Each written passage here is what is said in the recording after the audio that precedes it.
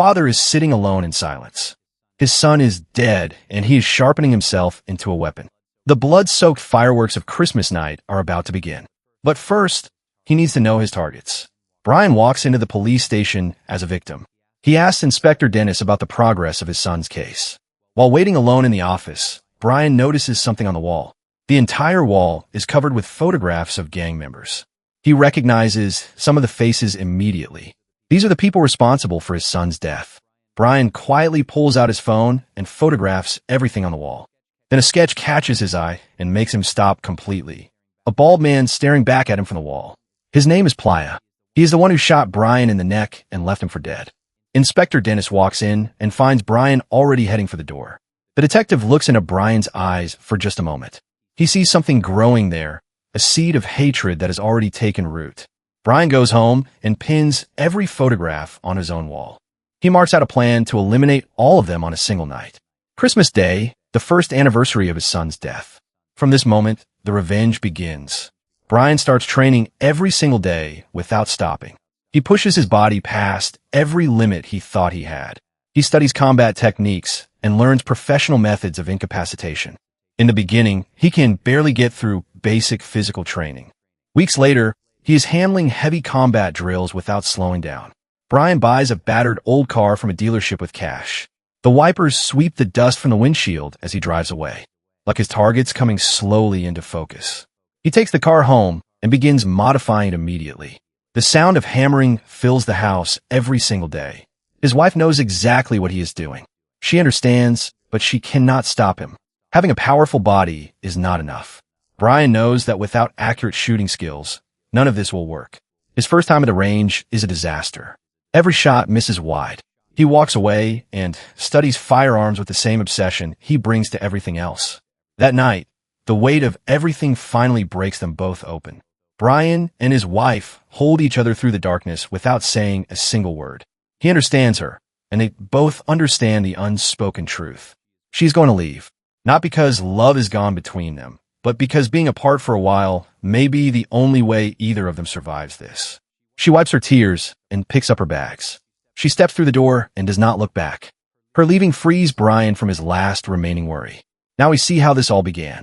It was Christmas Day, a happy family of 3 celebrating together in their backyard. Then, without warning, the night exploded. Gunshots rang out and brakes screamed on wet asphalt. 2 rival gangs were shooting at each other in the street nearby. Stray bullets flew in every direction without care for anything in their path. Brian and his wife threw themselves over their son instinctively. When the shooting stopped and the cars disappeared, they looked down. Fresh blood was soaking through their son's clothes. He was gone. Brian chased after them, immediately consumed by pure fury. He followed the sound of gunfire and ran toward both gangs still shooting. He spotted a green car and chased it into a narrow alley. He found a crowbar in a pile of garbage and swung it hard at the vehicle. The car lost control for a moment, but recovered. Then the green car turned around and came back for him. Brian was caught in the alley with nowhere to go. He tumbled trying to get clear. A man stepped out of the car with a gun. He fired directly into Brian's side. The man's name was Playa, the gang leader. Playa looked down at Brian bleeding on the ground. He raised the gun calmly. He fired one more time into Brian's neck. Then he walked back to the car and drove away. The scene shifts to a hospital room. Inspector Dennis stops by out of curiosity. He wants to know if Brian is still alive. He leaves his business card on the table and walks out without a word. Something strange begins to happen outside Brian's hospital window. A parrot appears on the ledge every single day. It stays there watching over him for hours at a time, almost as if his son's spirit has returned in some form, praying for Brian to wake up and come back. The prayers are eventually answered. Brian's wife visits every day without fail. The parrot comes to the window every day without fail. Slowly, Brian begins to recover and starts the long process of rehabilitation, but the damage to his vocal cords is permanent. He will never speak again for the rest of his life. The feeling is like screaming inside a silent room. His mouth opens and nothing comes out. When Brian finally comes home, the memories flood in immediately. His wife wraps her arms around him from behind and holds him there. The soccer ball in the yard has gone completely flat. Everything inside the house is exactly as it was on that Christmas day. The gifts his son never got to open are still sitting under the tree. The pain is unbearable. Brian reaches the refrigerator and pulls out a bottle of liquor. He tilts his head back and drinks. His wife stands in the doorway and watches him in silence. Then her own grief erupts all at once. There is no mother in the world who can lose a child and remain strong forever. Brian locks himself in the basement. He disappears in alcohol and grief for weeks. Then one day, in a drunken haze, he thinks of his son, and something changes inside him. But he cannot let himself stay like this forever. The seed of revenge begins to push through the darkness. It is October, just over 2 months left until Christmas. Brian begins gathering intelligence late into every night. His enemies are no longer just a few criminals. They are the entire membership of both gangs who were shooting that night. Brian tracks every movement and records every criminal act he can find. He watches Playa carefully, but Playa keeps disappearing from view. Then Brian spots another man named Anthony. He watches him carry a travel bag out of a building and get into a car. Brian films everything and adds it to his wall. Thanksgiving passes, and Brian pushes his training into a completely different level. His body has been transformed completely over these months. The weak and broken man is gone. In his place is something that moves like a weapon. He masters car drifting techniques that take professional drivers years to learn. His shooting has become surgical. Every single shot hits dead center. No deviation, no hesitation. The months of preparation are finally behind him. Christmas is approaching and the revenge is ready to begin. Late one night, Brian climbs through a window and enters Anani's house. Anthony hears the noise and comes out to investigate. Brian hits him before he can register what is happening. Anthony tumbles down the stairs and does not get back up. Brian drags him down to the basement and hangs him upside down from the ceiling. He wears a welding mask, so Anthony cannot identify him. Then he begins the interrogation. Brian presents printed questions one by one and forces Anthony to write the answers. The questions are gang operations, money laundering methods, names, and locations. Anthony looks at the wall covered in surveillance information and realizes the danger he is in. He still tries to resist, and Brian drives a knife into the wood directly in front of his face. The message is clear. Anthony pretends to submit. Then, in one sudden movement, he breaks free. He grabs the knife and drives it into Brian. Brian was not ready for this. The blade goes in and Brian stumbles backward. Brian has never been in real combat before. His inexperience costs him badly in this moment. But through desperate effort and raw determination, he fights back. He beats Anthony down until he stops moving. It is December the 24th, the night Brian has been planning toward for more than a year. He lays out his weapons and equipment and prepares everything carefully. He thinks about his wife. He chooses not to see her before he leaves. He cannot tell if it is guilt or grief or both. Instead, Brian picks up the gift that was never opened. He drives to the cemetery. He kneels at his son's grave and places the gift there gently. He presses his hand against the cold stone. He sits there in silence for a very long time. Everything he needs to say is trapped somewhere behind the silence. As night falls, Brian dumps Anani's bound body on Inspector Dennis's doorstep. Next to him is a red envelope. Anthony is arrested within minutes. Dennis takes the envelope inside and opens it carefully. A handwritten note falls out.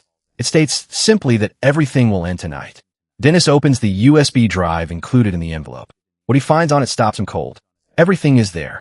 Every criminal act committed by Pia's gang. Every relationship. Every transaction location. Anani's full written confession. Months of methodical surveillance compressed into one devastating package. Brian compiled all of it for one reason. To make sure the police finish whatever he leaves unfinished tonight. Brian drives toward Playa's hideout when a police broadcast crackles over the radio. Armed robbery in progress nearby. He drives toward it instead. The men carrying out the robbery are large and heavily built. Brian does not move in immediately. He uses a flanking position and waits for them to move.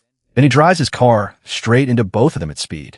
The impact is brutal, but one of them grabs onto the car and refuses to let go. Brian brakes hard and swerves wildly, trying to throw the man off the roof. Nothing works. After several gunshots, blood begins running slowly down the windshield. Brian sits in the silence that follows and feels something shift inside him. This is the first time he has taken a human life. He sits with that for a moment.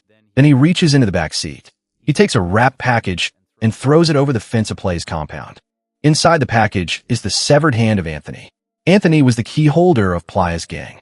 One of Playa's men finds it and brings it directly to the gang leader. Playa stares at the hand and goes rigid with rage. He immediately concludes this was done by the rival gang, led by Ruiz. He orders his men to retaliate immediately and without mercy. This was Brian's plan all along. Ignite a war between both gangs and let them tear each other apart. The two sides erupt into a full firefight in the streets. Brian is about to enter the chaos when he sees something unexpected. Police officers are surrounded and taking fire from both sides. A female officer is pinned down with nowhere to go. Brian makes a decision. He drives his car in fast circles around her position and opens fire on the gang members closing in. He clears them out one by one from the moving car. A reckless gang member pulls out his phone and starts live streaming the whole thing. Playa watches his men going down one after another through that small screen. He watches the car moving through the carnage like a ghost. He watches Brian handle men like they are nothing. And for the first time all night, Playa feels genuine fear. Brian stops the car in front of the officer and she climbs in. But before he can drive, she is hit in the back by a bullet. Brian drives as fast as he can try to get her somewhere safe, but she does not make it. She's gone before they clear the block. He closes his eyes for just a moment. Then he drives. He finds the man who is live streaming the violence and rams his car into him. He takes the phone while it is still recording. He looks directly into the camera. Then he sends the footage to Playa. Playa watches it and the panic sets in completely. He finally understands who is coming for him. He posts $5,000 in the gang chat for anyone who kills Brian tonight. Brian spots Ruiz next and drives past him slowly. A deliberate provocation. He pulls onto a bridge and stops the car. He reaches into the seat beside him and takes out a small music accessory. He holds it quietly. This is the only way he knows to reach his son tonight. He presses his lips to it softly. A promise. Every one of the people responsible will face justice before this night is over. He hears Ruiz coming and floors the accelerator. A car explodes out of a side street and hits Brian's vehicle with full force. Ruiz has found him. A brutal high-speed chase tears through the streets. Inspector Dennis is monitoring the police radio when the reports start flooding in. Two gangs tearing each other apart. A single vehicle moving through it all. Dennis sits with the information for a long moment. Then something clicks. He finally understands exactly what is happening tonight. At his hideout, Playa is with a woman in a dimly lit room. Then the calls start coming in. He orders every member of his crew back to the compound immediately. Brian receives word that Playa has called everyone back to the hideout. He puts on his coat and checks his weapons one final time. The third and final round begins. Gang members converge on the hideout from every direction. Brian moves alongside them in the shadows and follows them in. The moment before the rolling shutter closes completely, Brian charges through. The first floor is chaos. Brian moves through it systematically. He clears the lower level and finds the stairs to the roof. Before heading up, he plants mines along the access points to slow reinforcements. On the roof, he moves through the darkness following sound. Then Ruiz steps out, still alive, still angry. Ruiz is physically larger than Brian, and the fight goes badly immediately. Ruiz drives Brian into a passive position and begins to dominate. Then Brian hears it. The mines detonate below. The explosion tears the roof access open and sends men flying. Ruiz turns toward the sound involuntarily. Brian uses the fraction of a second and counters hard. Inspector Dennis reaches the rooftop. The path up is covered in bodies. Dennis moves forward and encounters gang members still standing. He unleashes a precise combination of strikes and takes them down cleanly. The two men come face to face on the rooftop. Brian keeps his gun raised. Dennis looks at Brian. He sees a father. He sees the full weight of what a year of grief and preparation and pain looks like. He lowers his weapon completely. Then gunfire erupts from behind a door, and both men take bullets. They exchange a single glance and split up to flank the position. Brian steps out of the shadows and finds a woman standing there. She turns around slowly. Her face is strewn with tears. Her expression is desperate and small. Brian hesitates. His gun drops slightly. The hesitation, muse, almost kills him. She fires. Dennis takes 2 shots coming around the other side. Brian raises his weapon and pulls the trigger. He stands there for a moment, afterward holding the bloodstained gun. Then he pushes through to Playa's room. Playa is already there waiting. Brian is covered in wounds and barely standing. His body has nothing left. Playa raises his gun and takes complete control of the moment. Then a single shot rings out. Dennis hits Playa from across the room. The shot does not kill him. Dennis is not a perfect shot. One last strike. Playa drops and does not get up again. Brian stands in the silence that follows. The room is still. Christmas night is over. His son is still gone, and the silence is louder than any gunshot has ever been. If you made it through this devastating and powerful film you just witnessed, one of the most emotional revenge stories ever told, smash that like button if Brian's silent journey hit you somewhere deep. Subscribe because we are breaking down every powerful thriller you need to see. What movie should we recap next? Drop it in the comments below. Thanks for watching, and we will see you in the next.